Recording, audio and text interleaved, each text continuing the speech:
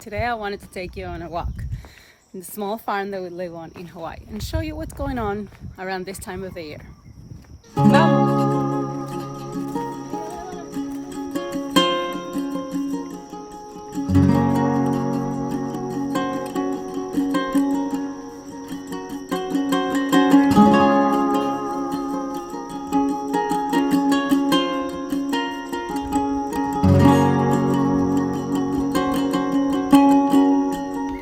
We're almost in spring, winter's almost done.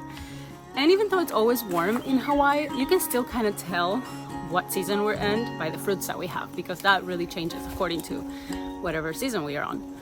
So during the winter months, we have lots of oranges and tangerines and lemons. All the citrus trees are like at their peak of production.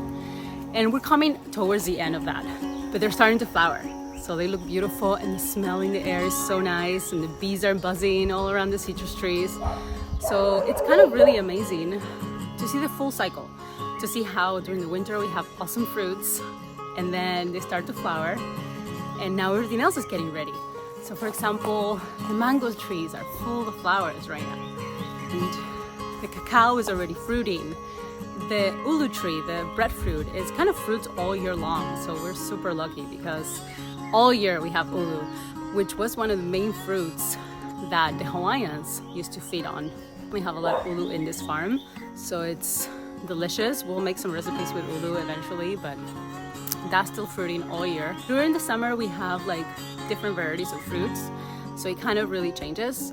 The pineapple, the mangoes, the lychees, the longons, the aviu, the avocados, all the fruits will be picking during the summer months. We got bananas, lots of them. And even though the banana produces all year long, it definitely produces more during the summer because it rains more, so it gets more water. We don't really have a vegetable garden going on in the farm. So that's been a dream of mine since I moved to this farm, to really get that going. We're finally at a stage where we can start dreaming of really having one. And I'm planting some seeds and I'm planting different things. At the moment I'm having like leeks and zucchinis and peppers and of course some greens and different things that I will be showing you. But my husband's really a builder and he's awesome, so he's helping me build a garden. In Hawaii, to have a vegetable garden, you really have to have it contained, especially in this area because there's lots of wild pigs. And they move in herds and sometimes it can be 10, 20, even 30 of them. I mean, there's so many. And during the winter times, they tend to go up towards the mountains and they're not really around the house that much. But as the summer approaches and it'll start raining more, they'll definitely come down and be like literally around the house. And you can hear them every night walking around and making their pig noises. And they don't really do anything, but they will destroy your garden and your yard. They're really destructive.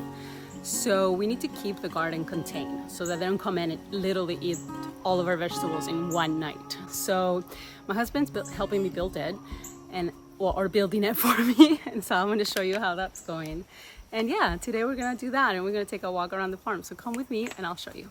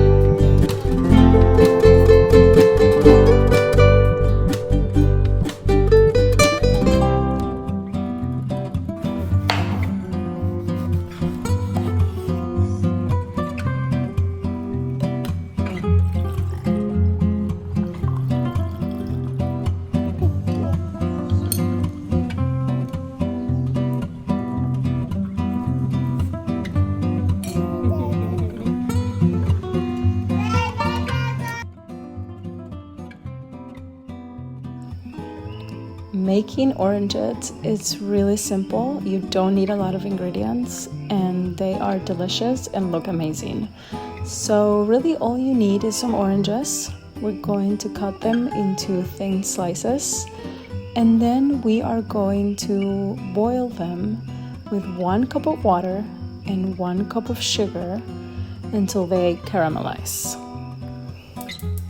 We let them cool off completely and then we're ready to dip them in the chocolate. I'm just going to melt some chocolate nibs that I had and then I'm just going to dip them. It's really simple. You let them cool off and then they're ready to eat.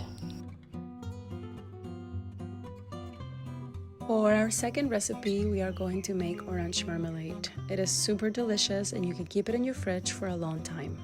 We are going to start by cutting some oranges into halves and taking all of the seeds off. You want to make sure you don't get any seeds into your marmalade. We are also putting away 2 to 3 orange pulps that we will later cook. Now, we are completely going to scrape away the pulp from 3 skins. After all of the pulp has been removed, we're going to cut it into smaller pieces. The white layer attached to the skin of the orange will turn your marmalade bitter, so you want to make sure you completely scrape it off. By the end, you should only have left a really thin layer of the orange skin, almost see-through. Once it's ready, we are going to cut it into really small strips that will go into our marmalade.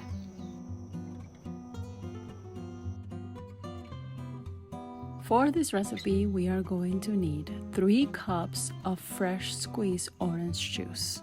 To start cooking our marmalade, we should have half of a cup of orange skin strips, the pulp of 2 oranges, the juice of half of a lemon, 3 cups of sugar, 1 small piece of ginger, and 3 cups of fresh squeezed orange juice. I've also added a cinnamon stick for flavor, but I will list all of the ingredients in the description below.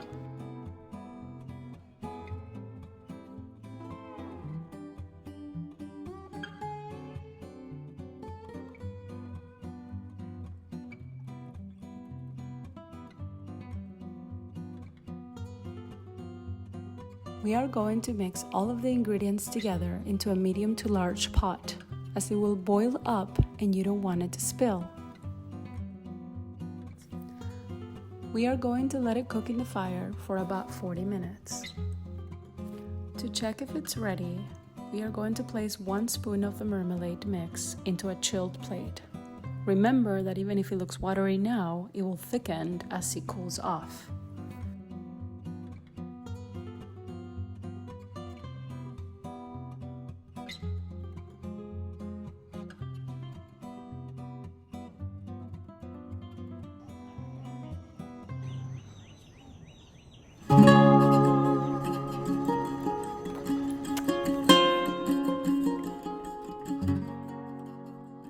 I had some orange juice left over, so I decided to go ahead and also make some popsicles. We all love them and you can just have them in your freezer and pop them out whenever you want.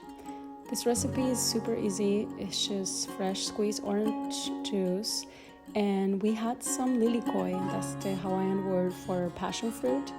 Here we are so lucky to have the purple variety, which is sweeter and it has lots of juice.